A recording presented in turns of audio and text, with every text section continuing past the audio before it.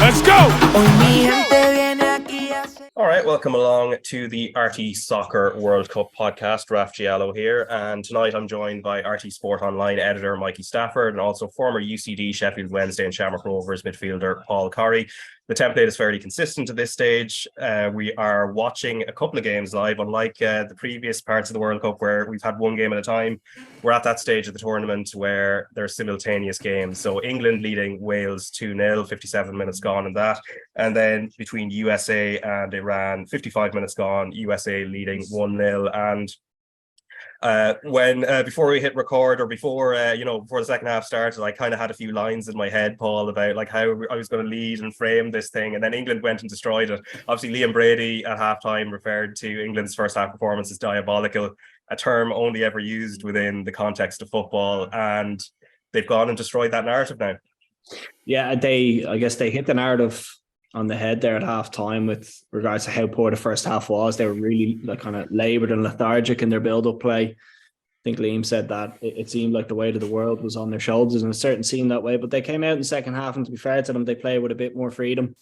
Their first goal was a superb strike from Marcus Rashford. I would question the goalkeeping, to be honest with you, Raf. I'm not sure if you've seen it back, but Danny Ward takes a step in behind his wall and leaves Rashford with a massive space to hit. It was a superb strike, and he took it very well, but the goalkeeping was very questionable. And similar to the Iran game, once they got their first goal, you could kind of see the confidence within the team kind of build, and you could see kind of the energy in their play. And that's how the second goal came about. It was superb pressing from Marcus Rashford to win the ball back. And Harry Kane, who's probably got a bit of a hard time over the first two games. I thought he was decent against Iran. None of them really kind of shut up for the USA game, but a really lovely ball across the 6-yard box. And Phil Foden, who was obviously kind of been in the headlines for the last couple of days because he hasn't been playing, was on the end of it in a really good position to took it away. So a good result, probably the bounce back that they were expecting off the back of the USA game. But to be honest with you, Raf, Wales are offering very little. I've been very disappointed with their performances over the course of the three games. Yeah, and Mikey, I think there's a bit of a changing of a guard feel with Wales because there was the advent of Gareth Bale going off there for Brennan Johnson at half-time, and I think there was a question. There is really that question: is that the last time we'll have seen Bale in a Welsh jersey? He was pretty blunt about it in his press conference yesterday. He said definitely. He said no. He said it out straight. He might be getting a bit tired and old. God bless him. He's not that old, but he's a lot of miles in those legs. But you'd wonder if he stays in the MLS, will he be traipsing back for Nations Leagues games for Wales and such? He seems terribly committed to Wales, but maybe we're all judging him very harshly because, to be honest, he's not fit. He's played one match for FCLA, so he hasn't come into it fit. But Wales have to take an unfit Gareth Bale, they have to take an unfit Joe Allen, and these guys are getting old. And you say changing of the guard, they have some promising young players, but you're not replacing Aaron Ramsey, Gareth Bale and Joe Allen very easily. Best will in the world to the next generation of Welsh players coming through. And in a lot of ways, for a country similar size to Ireland, we could be quite envious of some of the players they have and the level they're playing at, but they're not at the level of a peak Bale, Ramsey and Joe Allen. So yeah, but Wales fans can take some, they can take some heart from a couple of 6 wonderful years or thereabouts with this team. But to go out of your first World Cup in 60 odd years to your nearest neighbours, that's got to sting a little bit, I guess. Yeah, it's I think the meek nature of their exit. You would have thought they put in more of a performance. I can only handle watching one match at a time. I'd forget how to tie my shoelaces if I tried to watch two. So I'm all about the geopolitics. I'm watching the USA and Iran. So I'll take your word for the Welsh being meek. Yeah, in terms of that US game, I'm doing the 2-screen thing here. So I did see the goal. It was well constructed from the United States. A ball out from Weston McKennie out to Serginho Dest and then straight to Christian Pulisic, who got a fair wallop from the goalkeeper there, Mikey, and he hasn't emerged for the second half.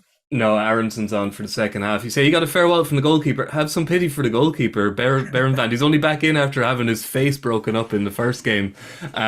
So they obviously rushed him back into the team because we all saw from Carlos Queiroz reaction against England when he put his put his face in his hands, having to bring on the third choice keeper, that he was going to always bring back in Berenvand as soon as he could. He came back in and he did nothing wrong, and neither did Pulisic. It was a wonderful ball, a cross ball by McKennie, and headed first time by Dest back across the goal. Pulisic arriving like a train, got the ball with kind of his leg rather than his foot, and but his momentum just clattered him into the goalkeeper, and it kind of looked kind of innocuous. It was all kind of limbs, but I thought it was his head at first, but it seems to have been his leg. He limped through the rest of the first half, but he hasn't come back out. But in fairness, Aronson, not a bad replacement. No, he's had a good season at Leeds since he signed for them. So that looks like, in terms of Group B now, it's still ongoing. Of course, about an hour gone in both games. England going to be top in that group, and the United States, as it stands, going to be second. And who they're going to meet, obviously, in from the Group A teams in the last 16. Table toppers are Netherlands, and then Senegal beat Ecuador 2-1 in quite a tense game there, Paul, earlier, and Senegal taking second in that group. Yeah, it was probably a bit of a surprise. At least I thought it was. I thought Ecuador had done particularly well in their first two games, and I thought they were bringing kind of nice form into that game. Like they really missed.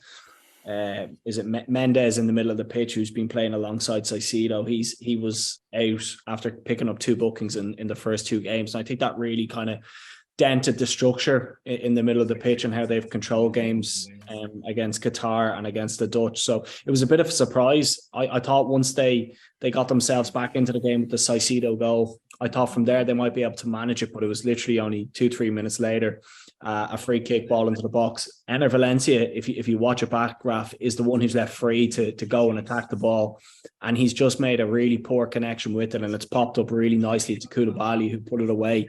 And to be fair to Senegal, from there they managed the game really well. I can't think of too many chances that Ecuador had in that final 20 minutes to really put them under too much pressure. And that was a surprise result for me, because I thought if you looked at kind of the first 2 games, and those games against Qatar and against the Netherlands, I thought Ecuador showed a bit more in their play, and particularly with Enner Valencia. Not sure if he was fully fit today, but if the form that he had brought over from the first 2 games, I thought somebody like that could maybe get them over the line. But for Senegal, and for a lot of the African teams, they've surprised probably a lot of people with how well they're doing and how structured they are in their play.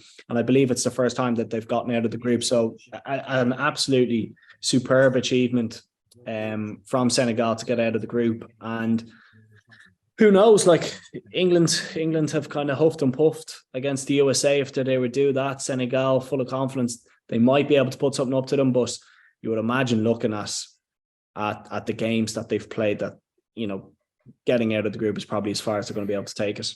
Yeah, without Sadio Mane, certainly. Now, they were in the quarterfinals in 2002, so if they can beat England and cause a few ructions, they might be able to repeat that. And who knows, could they go further? Could they go further as well? But just talk to me about the psychology of it, actually, in terms of Ecuador, because they were in the prime position going into this game, and I've never really played football at any level. I don't really have the ability for it, nor the fortitude or the mental fortitude for it. But in regards to when a draw is enough, how do you deal with that? And could you see that in Ecuador's play, maybe, that they were a little bit tentative, because Senegal got at them very early?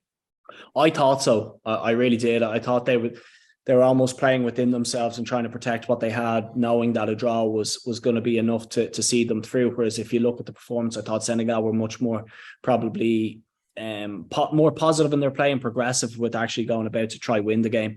And that probably doesn't suit Ecuador. Like if you looked at kind of the first 2 games, they're very expansive, they're very explosive, they're very powerful, particularly in the final third, and they go about hurting teams. It's probably not within their nature to kind of sit back and try preserve and protect what you have.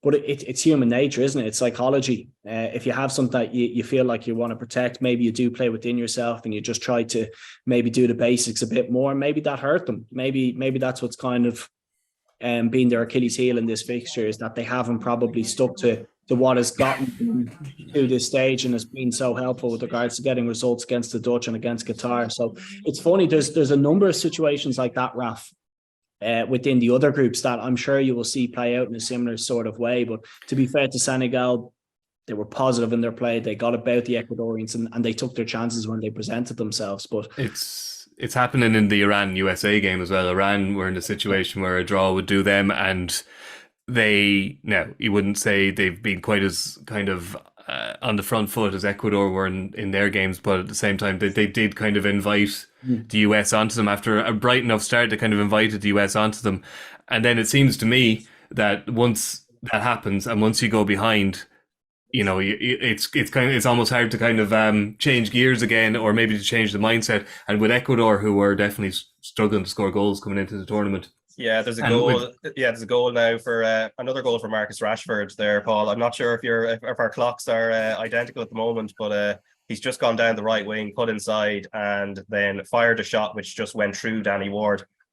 Yeah, based on your reactions, I'm not sure if they're slow, Raf, but I think I might be slightly ahead of you. But yeah, I mean, Marcus Rashford now, what's that? That's 3 goals that he's picked up over the course of 2 games. I know the one against Iran, it was maybe somewhat dead and buried, but he's taken that one well, and he's probably given Southgate, or he's at least put the question in his mind now that he might have to play him. Like he's probably a little different to Foden. Foden's maybe a bit more structured in his play, and he probably prefers to combine with players. Rashford is much more off the cuff, and with those type of players, when they hit a bit of form, they can be really hot. And he's been good. He's been good in the second half. He was poor, to be honest with you, in the first. He got himself into a really good position to take a chance, and I thought he should have finished it. But I mean, he's getting himself into dangerous areas, dangerous positions, scoring goals. You talk about psychology of Senegal. I mean, I'm sure he feels $1 million at the moment. It might be worth just throwing him in and just letting him play. If he's hitting the broadside of a barn with a banjo, you start Marcus Rashford, because there's nothing wrong with anything he does, except sometimes he seems to go through phases where he just can't finish. He can't score. So if he's, as you say, Paul, if he's on a hot streak, I'd be playing him, because Marcus Rashford on a hot streak is a very, very tidy attacker to have. Very streaky, isn't he? Like he goes on these streaks where like he'll hit this amazing run of form, and you go, God, that's the player that we thought he was, and then he'll go missing for another 6 months, and you start to really question him. But he seems to have hit the ground running in this competition anyway. I mean, you could absolutely question Wales and Iran in that first game were pretty poor as well, but he's taken his chances when they've come. Yeah, and obviously, and also, Paul, I think in regards to Rashford and Foden there, who obviously both got on the score sheet, it's just interesting that they've thrived once they swapped wings. We know Foden tends to play off the left a lot more with City, which seems to have helped here, but Rashford generally often plays in the same position for United. I could understand Foden starting off on the right simply because Kyle Walker was behind him, and I'm sure Gareth Southgate wanted to maybe keep that combination of a fullback and a winger who know each other and know each other's games, and maybe know when to get around them and when just to give Phil Foden space to go and link. But yeah, I would agree. I think Foden is probably stronger off the left. He's used to playing that position with Man City. If you look at the goal that he scored, he's arrived really well at the back post, and that is kind of where he picks up the majority of his goals in a Man City jersey. It's going to be really interesting, Raf, heading into the round of 16, maybe not against Senegal. Maybe he'll keep the 4-3-3, but I think as they go deeper, he might go to a 5-4-1. And what does that mean for the likes of Foden, for Rashford, for Mason Mount, for Saka? I don't really know. Like Jack Grealish can't get a look in at the moment. There's so much depth to their team. Like Callum Wilson's come on here, Trent's come on, Rashford's come on. No sign of Grealish. So he's got a couple of questions. To be fair to Southgate, like he tends to pick his team and pick his shape depending on the opposition that they're playing. I would imagine 4-3-3 should be enough against Senegal, but then as you get deeper into the competition, I think naturally enough, his style as a manager should be a bit more conservative, and he'll revert back to that kind of 5 at the back. Yeah, I just wonder, can Trent Alexander-Arnold, based on all what has been said in the media over the last while, can he be trusted in a World Cup game while they're 3-0 up against Wales and not much riding on it? Anyway, he's dealt with one pass that was supposed to be threaded through past him there, so he seems to be okay at this level. But in regards to Koulibaly and Mendy, 2 players, Paul, who I know you watch very closely at Chelsea. In the opening game, they both seemed a little bit shaky. And then against Qatar, Mendy made a string of really good saves. And it seems to be in this game where everything was on the line against Ecuador that both of those stood up to be tested, especially they're the 2 leaders now in the Senegal team without Mane. Yeah, and you would expect it, to be honest with you. I think particularly when they're playing at that level against an Ecuador side, you would expect particularly Koulibaly to be quite commanding in that area, both in his own penalty area and then on the opposition. To be fair to him, he took his goal really well. I know it popped up; it was very favourable, but he still had to put it away, and he did that quite well. Mendy, I'm still not too sure about. The save against Qatar was good. I still think that there's probably a bit of a dip in confidence with Mendy, and ever since, if you recall back, Chelsea against Real Madrid when he coughed up the ball and Benzema went and scored, I don't think he's been the same goalkeeper since. And that was probably shown in the game against Holland. He was badly at fault for probably both the goals. So it's a difficult with Senegal. Like, they haven't kept a clean sheet yet, and you would feel that maybe there's not enough goals within that team to really trouble England. But you never know; it might click. If they had a Sadio Mane, you'd probably be looking at it, Rafa, and saying, "Okay, there's an opportunity," because they've got real world class player at the top end of the pitch. But if you look at kind of their first 3 games, you wouldn't say that there's a huge amount of fluidity. Like, Sarr has done well, to be fair to Mia and Ndai at the top end of the pitch. They probably don't pose the same threat as some of the other teams who will find themselves in the round 16. So for England, it's a good route. You would expect them to go through, but there are certainly players that if they were to click on the day, Senegal could potentially cause them problems. Yeah, and speaking of Holland, or Netherlands, as I think the country's leadership prefer to be called, they beat Qatar 2-0, and on the Qatar side, Mikey, I mean, they're already now officially the worst host nation in terms of what's happened on the pitch that we've ever seen. South Africa held that ignominious record previously, having done okay actually in their home World Cup in 2010, getting 4 points and at least getting a win over France in that tournament. But Qatar, 0 points, 1 goal scored, and their goal difference isn't much to shout about. No, the cost of that goal is about a cool $220 billion thus far.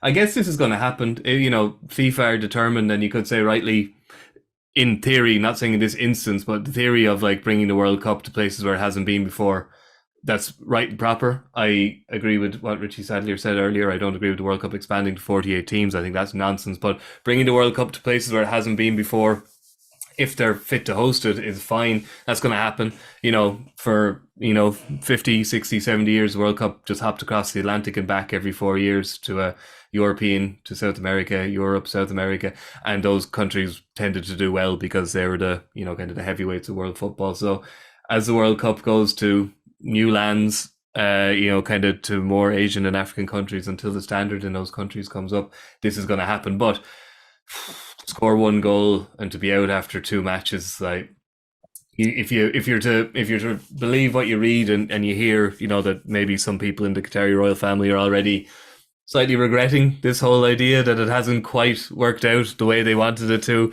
The light being shone on the country wasn't the light they thought it was going to be shone on it. For the team to not kind of give them any joy on the pitch then is a shame. I didn't watch this game, but I'm presuming that the ultras behind the goal were still giving it socks. I don't know if either of you read the good piece in the New York Times yesterday, and they're just detailing where those fans came from. They were shipped in mainly from Lebanon and from Turkey and from North Africa. They're like professional ultras, basically. They were given tickets to go to Qatar and tickets to matches, accommodation, and a small bit of cash to turn up in their maroon t-shirts. And they had training weekends and everything where they perfected their chants. So if nothing else, the Qatari ultras will be remembered probably for longer than the footballers they were cheering on, unfortunately. Yeah, Where was that job advertised? They did kind of auditions. They went over to Lebanon and said, "Okay, bring your best ultras to this stadium, and we'll see what you're like." And supposedly the Lebanese ultras were not impressed because they brought a chief ultra. Like they actually have like kind of how the Italians are. It's all kind of sing in response, and so they actually have like a leader. And they brought in a leader from one of the Istanbul clubs, and the Lebanese ultras were not impressed. They're like, "We don't need some Turkish guy telling us how to do this. We can do this ourselves." It's very interesting. So it was it was planned for a long time, those maroon men and women behind the goal chanting. Yeah, it didn't quite work out so well for them on the pitch, obviously. I don't think the lads behind the goal were too bothered, to be honest with you. Yeah, in regards to Dutch, I watched a good bit of this game, Paul, but as much as Louis van Gaal has been talking about the need for the team, for more respect for the team, and that he is kind of endorsing the message that they are potential champions based on the performances in Group A. Maybe quarterfinals at best looks like the route that they're going to take. Yeah, I think the USA will give them a really good game. I wouldn't be at all surprised if they were to run them very close or even knock them out. For the Dutch, it's been all about Cody Gakpo, hasn't it? With the goals that he scored, he's shown, I guess, why he's been tipped to join a Premier League club. But if you look at all 3 goals, he's taken them really well. Probably a little bit of something different in each one of them, the way he's taken them. One was with the head, one with the left, and one with the right. And his ability to join in with play and kind of latch onto balls and put things away is a very difficult thing to find, particularly within a midfielder. And if you look at the Dutch, I think I might have said it earlier on in one of the podcasts, Raf, they're going to rely on that, because if you look at kind of the options that they have further up the pitch, the pie looks half cooked coming into it. They've Klaassen, Bergwijn on the bench, not really kind of standout strikers or number 9s who are going to go and get you goals. So it's absolutely going to have to come from the likes of Frankie de Jong and Cody Gakpo, or potentially a set piece to open teams up. The one positive that I will say about the Dutch is they've kept 2 clean sheets and they've only conceded 1 goal. And as you get into kind of knockout football, that does give you a good opportunity. Like when you've got Timber, Van Dijk and Ake, they obviously have De Ligt on the bench as well. They've got 4 really strong centre halves that can fit those 3 positions that they like to play. Blin tends to play quite narrow and give him an extra layer of protection as well. So they are very, very difficult to break down. And if you can just have moments or even a set piece that can then open a team up, and if they get themselves out in front, you would probably back them to go on and protect what they have, because they've got great experience in those positions and have shown that in the opening 3 games that they're not an easy team to break down or an easy team to get at. So they've not really impressed me, particularly in the final third. I just don't see them having the strength and depth that some of the better teams do, particularly the likes of France, Spain or Brazil. They're nowhere near that level. But the draw is another one where USA, I'm sure they're looking at it and will fancy themselves. But if USA can produce the performance that they did against England, where they, full of energy, very aggressive in their press, very aggressive how they got about England and how they got about Wales, they could definitely, I could easily see that one being an upset. And a lot was spoke about the Dutch, mainly that coming from Louis van Gaal, but I haven't seen it to date. Yeah, and you mentioned the lack of depth, and I think Vincent Janssen, who I think some Tottenham supporters might remember from a certain time, and who's now at Antwerp, it's probably the example of a lack of depth when you think about 20 odd years ago, and they were spoiled for choice with strikers. You had Kluivert, Bergkamp, Roy Mackay, Pierre van Hooijdonk, Hasselbank, Van Nistelrooy, all sort of in and around at the same time. And then you look at it now, and the options in terms of pure centre forwards are very much thin on the ground. But what you said about the United States, obviously that's probably going to be their biggest test, because what we've seen of them in the Nations League in regards to the form they'd had, they seem to be more suited to playing teams that want to come at them and to play on the break, especially with the type of individuals where the strength is towards the back as opposed to the front. So do you feel, just in terms of what you've said prior to this, that if they were to get through to the quarterfinals, get past the United States, that as it stands, obviously that could change against Iran. I was about to say you're giving the USA, they've got about probably 12 minutes in injury time, which is now set at 6 minutes. That's 6 minutes for every game. 18 minutes left here. Iran don't look like scoring yet, but I wouldn't write them off just yet either. Still only 1-0. Yeah, but in regards, whether it's Iran or the United States, who are more likely to try and set up shop to stop them, that perhaps once they get to, if and when they do get to a quarterfinal, that might actually suit them more, because they tend to play on the break. Yeah, potentially. I mean, a lot of their forward play is reliant on the likes of Depay and Gakpo, and having that, I guess, that explosive pace in the final third. Janssen, I think I'd give Janssen a good race, Raf, with about one good knee. And he doesn't do it for me. He was slow about 4 years ago, and he looks as if he got it slower again. Weghorst as well, if you remember from Burnley, he was involved in that relegation dogfight. Yeah. Kind of another option that they've used off the bench. So they don't really have that strength and depth. And to be fair to Memphis Depay, he's had very little football coming into this competition, so it's a lot to ask from him to kind of step it up. And that would be a concern that I would have, that they have probably been a bit too reliant on himself and the likes of Gakpo to cough up goals. And, if Gakpo happens to dry up or the chances don't seem to present themselves, where are the goals going to come from? USA is absolutely a sterner chest, or Iran, as Mikey rightly points out. But when they take it up to the next level, I think that's where they'll fall short. I think that's maybe where you'll start to see the frailties within the team. Like even the likes of Daly Klassen, who was at Everton. Don't get me wrong, he's done well at Ajax, but he's not really at that elite level that you would see with the likes of some of the top 5 or 6 teams within this competition. So they've done well. They've probably done well in Nations League campaigns where maybe you wouldn't have expected them to, and they maybe play as a bit more of a unit than other sides. But I would be very surprised to see them go beyond a quarter-final. Yeah, and these 2 games at the moment, they're into the final 10 minutes plus stoppage time. I think the England game seems to be about 3 minutes ahead of, I think, obviously with the stoppage when Pulisic got injured there was a slight delay. I think the USA game kicked off like a minute or 2 later as well for some reason. It's hard to tell when you're watching one on TV and one on a stream, but it seems as those 2 games play out, obviously there are matches to look forward to tomorrow. A couple of intriguing ones. So they're all going to be on the RT player, but Tunisia and France is going to be on the RT News channel. That's 3:00, and then same time Australia against Denmark, which is going to be on RT2, and then the 7:00 games: Argentina against Poland, RT2, Saudi Arabia against Mexico on the RT News channel. Starting with Tunisia and France, Paul. I mean, France are through to the last 16. Tunisia have to win to stay in the competition, and we are expecting changes. The only thing is, it looks like Mbappe, who's chasing the golden boot, there's an open possibility that he's going to feature in this. I think he'll absolutely play. I think he'd be mad not to play him either, because you can imagine the mess you're going to have to deal with there, or the tantrums that you're going to have to deal with if Mbappe doesn't play, because he'll absolutely be looking at this game thinking, bag a hat-trick here on 6 goals. And I would imagine if you look back historically at competitions, I'd say 6 is probably in and around what has won many players the golden boot, and he will absolutely be all over those individual rewards. But they've so much strength in depth that even if they were to change 10 of the 11, you would still expect that France will have way too much for Tunisia. Just looking down through the team, like say Camavinga, Kingsley Coman, Konate, Pavard, Saliba, Thuram, really top players within European football. So they should have way too much. I've really enjoyed watching them. I like seeing that they're the type of team that will just go at you, particularly against Denmark. Like, Denmark are a strong side, but they were just really positive in their play about how they went about.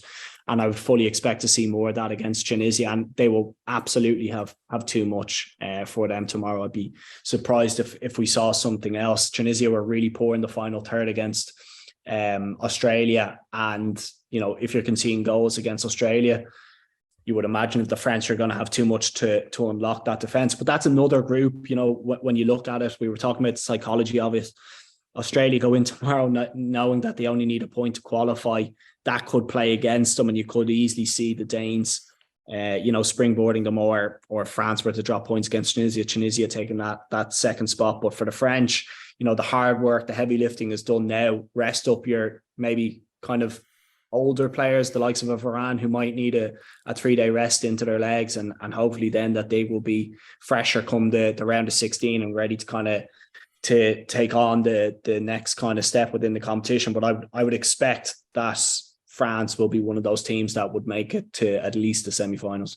Yeah, the one motivation for Tunisia, of course, other than the fact with the psychology of it being a must-win, Mikey, obviously, is the connection between the French and Tunisia historically. 10 of their team also born in France, and some of them having been youth international. So there's apart from the obvious of trying to get through, there's a sort of point to prove. Yeah, there is, and there's kind of ill feeling there, which obviously goes back a few hundred years to begin with, but just in more recent times, I think there was a friendly between France and Tunisia in the last 10, 15 years, and there was a lot of Tunisian fans in the Stade de France, and they booed the Marseillaise, which obviously caused consternation in France, and some politicians said if you're going to boo our national anthem, matches will be called off. Like they take that incredibly seriously. So there is that. I look at that group, and France are obviously defending champions, and they've broken the curse. They're going to get out of the group the first champions do so since 2006, and but you look at that group, and Australia, Denmark, Tunisia, they all have something in common. They've all got negative goal difference. Like France are +4, Denmark are -2, and Australia are -2, and Denmark and Tunisia are -1. None of the three of them seem to be able to score a goal. Tunisia have a marvellous defence. They've only conceded goals in 2 of their last 11 games, I think.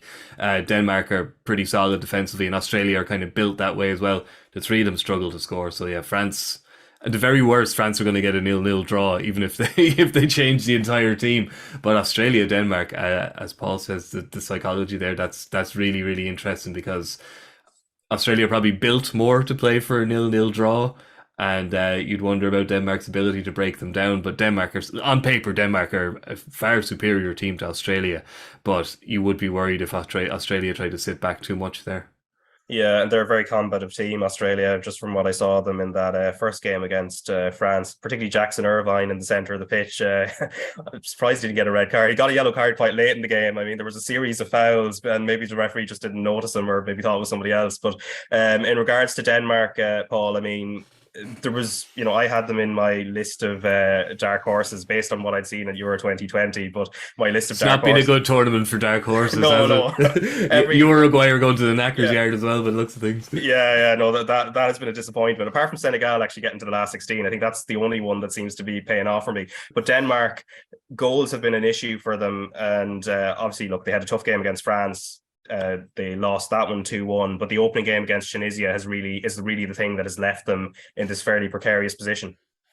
Yeah, to be honest with you, I think they probably would have taken going into the final fixture and just needing to beat Australia to get out of the group. I think that what's been most disappointing about them, Raf, is that performance against Tunisia. I thought they looked a bit cagey, and were very concerned about not losing the game, as opposed to being on the front foot and taking the game to the Tunisians and going and win it.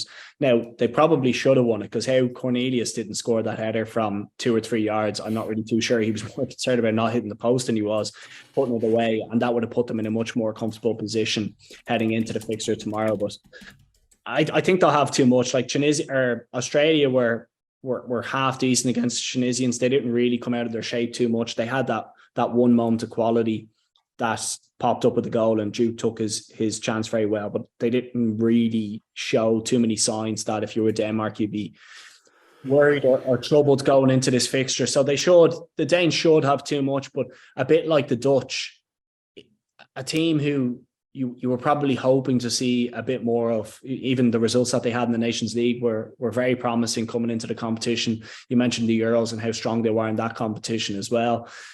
They've huffed and puffed for me. They haven't done a huge amount, and similar to the Dutch, have probably a bit of a gap with regards to kind of a number 9. I know they've tried Cornelius, they've tried Damsgaard.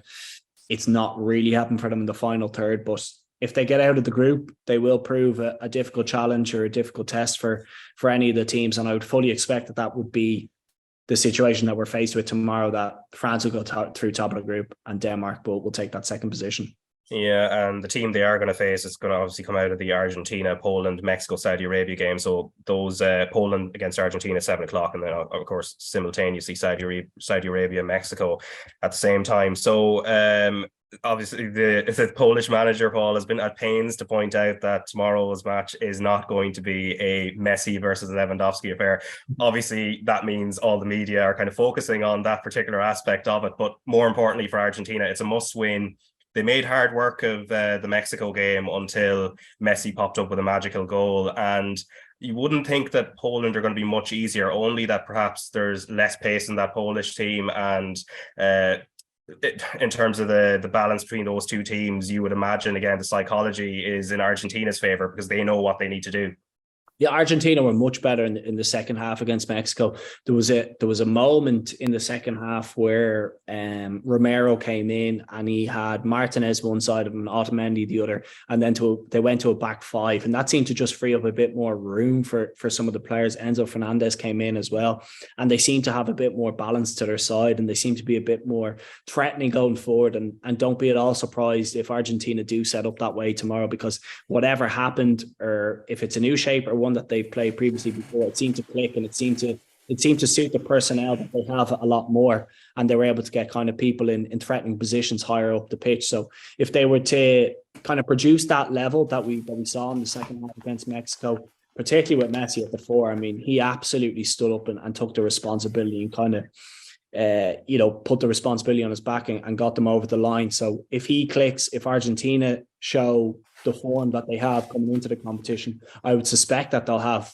too much for Poland. But the Poles, I'm sure, will set up like they did against Saudi Arabia, where they're kind of difficult to play against, difficult to break down, and play off Lewandowski and hope that they can create something in the final third. So it's hard one, isn't it, to gauge with Argentina, because they were maybe they were called on the hop, or maybe they were just had an off day, but they were really poor against Saudi Arabia. And I would expect that we will see more of the Argentina that we saw in the second half against Mexico. And I would expect that they would go on and many of us were tipping them as pre-tournament favourites. You would hope that, at least I hope, they get out of the group with my fingers and toes crossed to see Messi at least get into the knockout stages. But, look at the players they have, look at the form that they have coming into the competition. Surely, in order to get out of the group, they'll beat Poland. Yeah, and Poland, of course, know that a draw might be enough. Again, they'd have to hope also that Saudi Arabia don't beat Mexico, and also Mexico still have an open shot at it. But it's something that maybe is similar to the Dutch, but maybe is also similar to Argentina. Does it feel like the Argentinians, Paul, are a bit more of a team that almost look like they're made for the knockouts? They just need to kind of slug their way through the group stages, but that they're built for maybe one of those cagey knockout games where just one moment of magic might make the difference. Well, if they beat Poland tomorrow, and let's take it that Denmark win, or even if Australia draw, you would surely expect that Argentina would go through that game again, and then you're heading into quarterfinals, and it is a bit of a lottery from there, and much depends. I haven't even looked as far as beyond the round of 16 to see who they could potentially be matched up against. But from there on in, they're tight, they're edgy. A lot of them are about clean sheets. And if they were to go with that five at the back, the three centre halves, I know Otamendi has a mistake in him, but if you get somebody like Romero and Lisandro Martinez either side, it maybe gives them a good, foundation. If you look at what England have done in previous tournaments, been difficult to beat. And then when you've got Lorenzo Martinez, when you've got the likes of Julian Alvarez and Lionel Messi in the final third, Di Maria looked a lot better in the last game as well, I thought. They'll always have a chance. When you've got quality like that, and if it was to click over even a 20, 30-minute period, they have the quality and the potential to go and absolutely rip teams apart. Yeah, and you also then, Raf, when you get into knockout football, you're talking about, every game's a cup final, and it's all about the emotion. And I think they spent an hour and a half in the dressing room after the Mexico game celebrating, which seems excessive, which seems silly. But I kind of witnessed this kind of campaign for them in 2014 at the World Cup in Brazil, and that was different because obviously a lot of Argentinians could travel across the border to Brazil and wind up their neighbours. But I've never witnessed a city taken over by a group of fans like Rio was in 2014. It was incredible. There was running battles with the police. My now wife had to hide from, there was a riot on the Copacabana and kind of had to run into a shop and hide. That's the fans, but the players feed off that too. And if they get going, and it seems unhealthy that it's so built around kind of doing it for one guy, and the power he wields in the team seems to be kind of understated.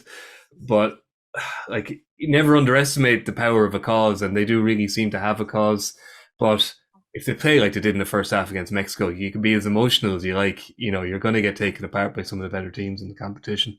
Yeah, England have beaten Wales 3-0 there, so that game is over. We got six more minutes of injury time here. I just noticed in your game there, Mikey, there's just a huge amount of stoppage time given. Yeah, I've been half watching. I'm not altogether. It's been a bitty kind of a second half. I can't remember a decent shot on goal. Iran had a decent chance from not a decent chance, but a guy took a decent shot from about 25 yards, a curl just over the bar. Other than that, it's hard to think of a chance. We were into that kind of, psychology now. The USA are retreating slightly, and Iran are having some of the ball, but they do look they look slightly bereft of ideas in the final third, to be honest. Yeah, and as that one plays out, of course, Mexico are the type of team that, Paul, that seemed to live in the last 16. 1994, 1998, 02, 06, 10, 14, 18, and it doesn't look like now that 2022 is there. You know, they've been talking about this fifth game curse, that they can't get to the fifth game quarterfinal. they're not even going to get to a fourth game this time, and because Saudi Arabia, in fairness, looked really good in this World Cup.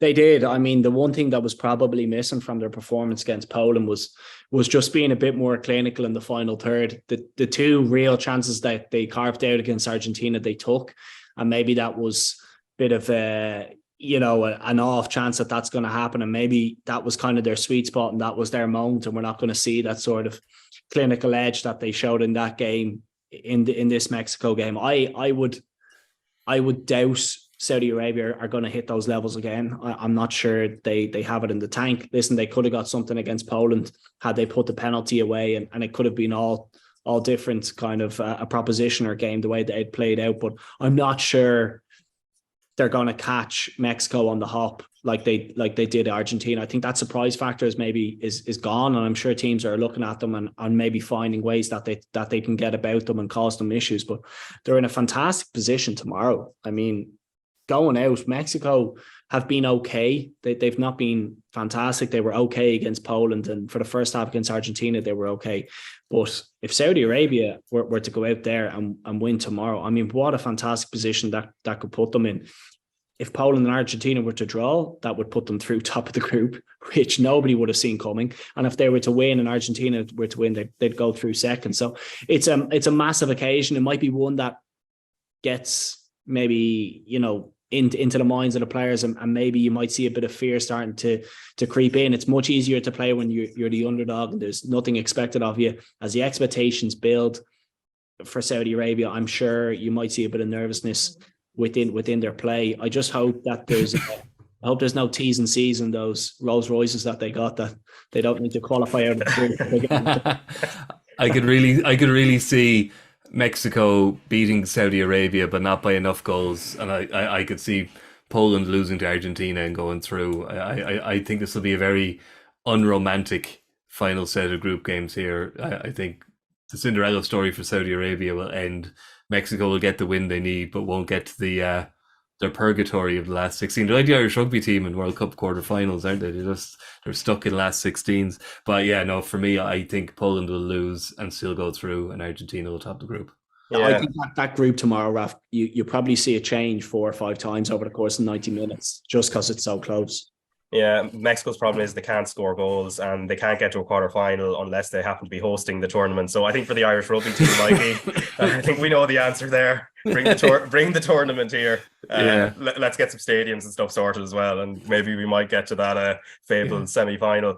But in regards to Saudi Arabia, now you mentioned 2014, Mikey, but I think that group, if it does end up with Saudi Arabia going top, shades of England's group in 2014, where Costa Rica topped a group that also had Italy, England, and Uruguay in it.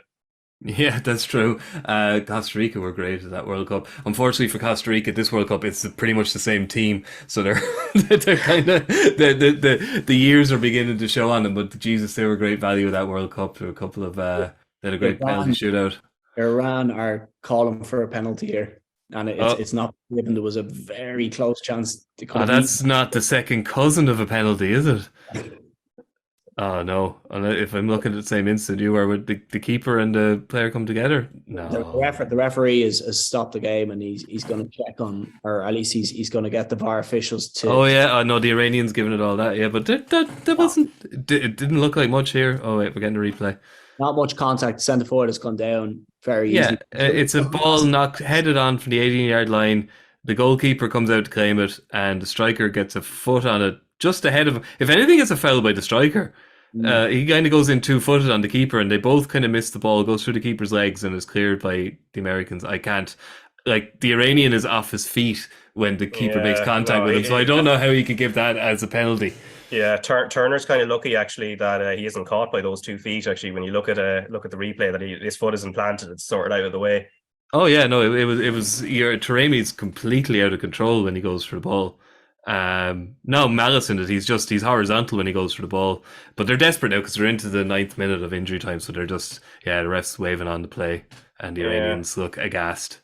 I don't know if that's going to stop Carlos Queiroz complaining about it. He's already had a go at Jurgen Klinsmann this week as well over comments that were made on Yeah, the BBC. I think Carlos is beginning to feel the pressure a little bit of of a lot of things. Probably a lot of them aren't to do with football, I think. But I think his World Cup's about to be over. Oh, the US counter. Oh, that was weak. Yeah, no, I think should be over. Paul will tell us when it's over. He's a little bit ahead of us, I think. Yeah, but Paul, just because we're coming to the end of that game now, in regards to England anyway and Wales, as we saw 1-3-0, a decent. If the first half was diabolical, maybe the second half was a little bit more angelic. Your assessment of the English overall in that game? Yeah, I mean they've done enough in that game, and they've done enough over the course of the group. The United States have won 1-0. That game is now over. So, yeah, everybody falls on the ground.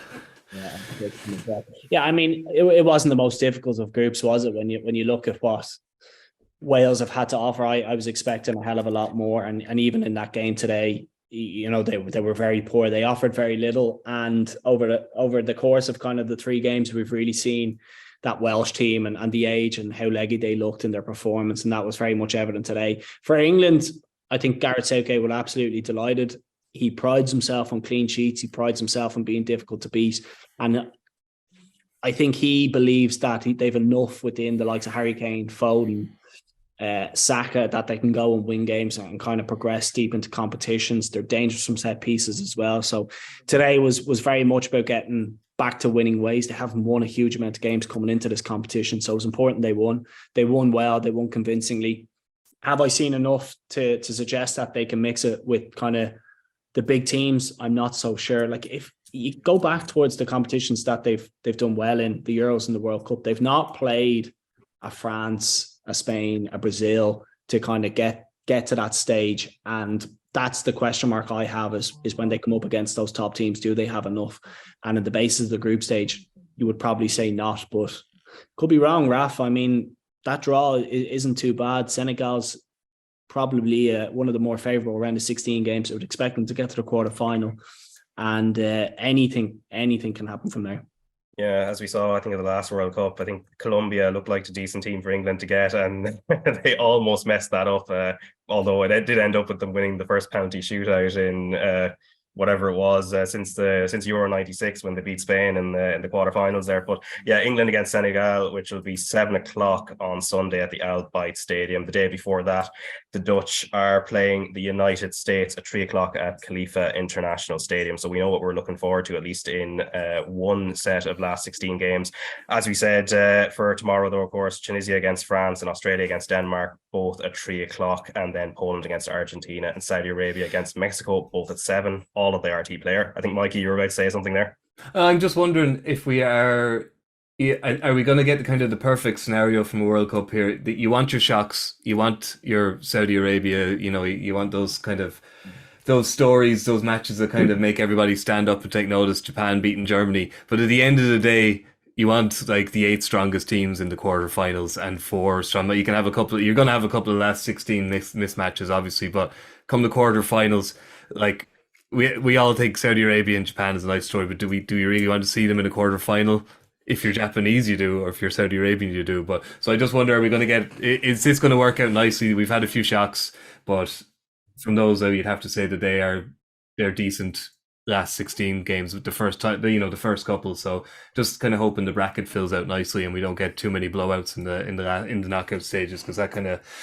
You know, we're down to a diet now. We were on 4 games a day. You know, we're in 3 days' time, we're going to be down to 2 games a day. You can't, they can't be duds. We didn't know how good we had it. You never do. Every 4 years, it catches you. And you're like, oh, what do you mean? There's no 10 a.m. game? This sucks. Yeah, no, I know a few people who really hated the 2002 World Cup just for the reasons you said. In terms of once it got to the quarterfinals, there were teams that by no rights, according to some people, should not have been there. Although, again, in terms of big teams that were missing out, that was the World Cup that Ireland probably could have got to the final, as has been said many a time over the years. If we just got past Spain, who knows? But anyway, I think that brings us to a close anyway. So, Paul, Corry, thanks a million for taking the time, and Mikey Stafford. We're not on a diet of 4 games a day tomorrow. So 2 games, all on the well, 4 games, yes, but 2 different time slots, all on the RT player, and then between RT2 and the RT News channel. But that's it for today. Mikey, you'll be on the podcast tomorrow while I take a possibly well-earned rest. But anyway, thanks a million for joining me.